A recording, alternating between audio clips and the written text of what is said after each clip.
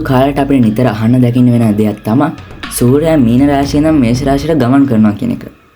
මොකද්ද මේ මීන රාශිය නම් මේෂ රාශියට ගමන් කරනවා කියන්නේ? ඒ වගේම මොකද්ද මේ පුණ්‍ය කාලය කියන්නේ? ඒ වගේම මොනවාද මේ රාශි? මේවා අපිට අල්ලන්න පුළුවන්ද? මේවා කොහෙද තියෙන්නේ? අපි කොහොමද සූර්යයා මීන රාශිය නම් මේෂ රාශියට ගමන් කරා කියලා දැනගන්නේ? ඒ වගේම ඇයි අපි මේක රතින්න දාලා අඬ බෙර ගහලා කිරි උතුල්ලා සමරන්න ඕනේ? මොකද්ද මේ සූර්ය අවුරුද්දක් කියන්නේ? අපි මේ ප්‍රශ්න වලට උත්තර හොයමු මේ වීඩියෝ එකේ. එහෙනම් අද අපි හොයන්න යන්නේ මොකද්ද මේ මීන රාශිය ඉඳන් මේෂ රාශියට සූර්යයා ගමන් කරනවා කියන්නේ කියලා.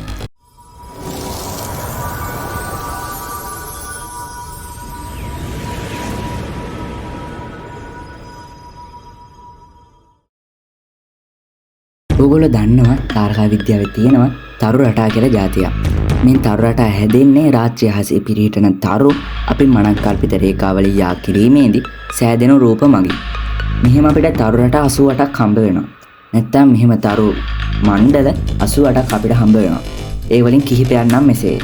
මහ බල්ලා, කුඩා බල්ලා, දඩයක්කාරය, ගෝනුස්ස, පෙගසස්, වෘෂභ, හත්දින්නත්, ඇන්ඩ්‍රොමීඩා, සිංහ, පර්සියස් වගේම තවත් තාරකා රටා 88ක් තියෙනවා.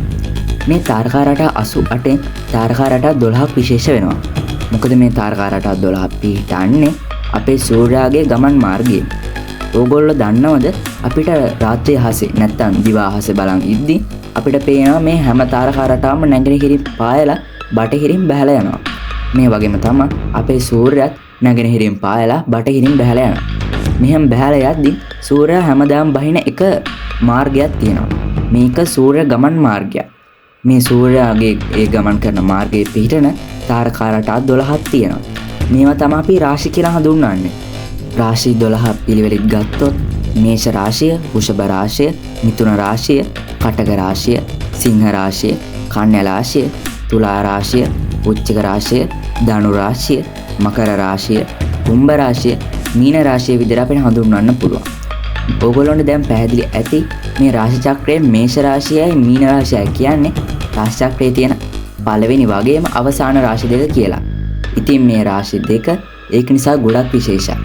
මොකද සූර්ය වසරක් නැත්තම් සූර්ය වසරක් තුලදී මේ රාශි චක්‍රයේ රාශින් 12 ගමන් කරනවා.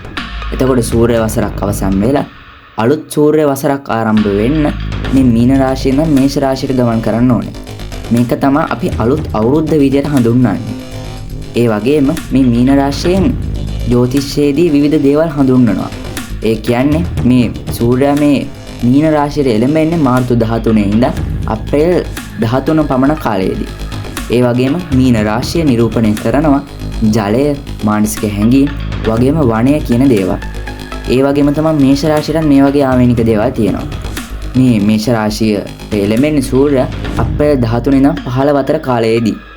මේක ශක්තිය, නව ආරම්භය, ක්‍රියාශීලීත්වය ආදී දේවල් රාශියක් නිරූපණය කරනවා. ඒ වගේම ඕගොල්ලොන්ට දැන් පැහැදිලි ඇති මීන රාශිය අප්‍රේල් 13 වෙනිදා කියන දවසේදී අවසන් වෙනවා. ඒ කියන්නේ 13 14 වෙන්නත් පුළුවන්.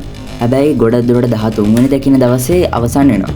හැබැයි මේ මේෂ රාශිය ආරම්භ වෙන්නේ 13ත් 15ත් අතර දවසක. ඒ කියන්නේ 13 වෙනිදා වෙන්න පුළුවන්, 14 වෙන්නත් පුළුවන්, 15 වෙන්නත් පුළුවන්.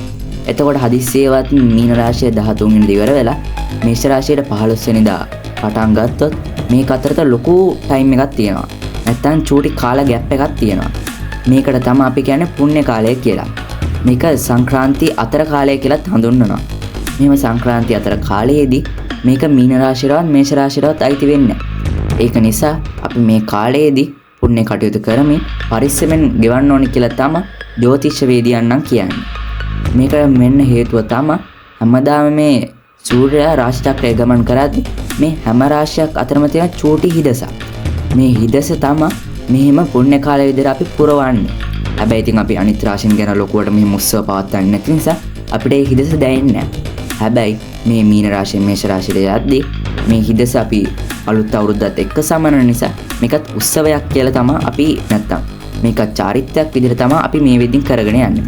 එහෙනම් ඉතින් ඕගොල්ලන්ට අද තේරෙනවා ඇති සූර්යයා මොකද්ද මේ මීන රාශිය ඉඳන් මේෂ රාශියට යන කතාව කියලා. ඕගොල්ලෝ දැන් දන්නවා මීන රාශියයි මේෂ රාශියයි අතර වෙනස. එහෙනම් ඉතින් ඊළඟ සතියේ අලුත් වීඩියෝ එකකින් හම්බ වෙන බලාපොරොත්තු එක්ක අදට මම සමුගන්නවා.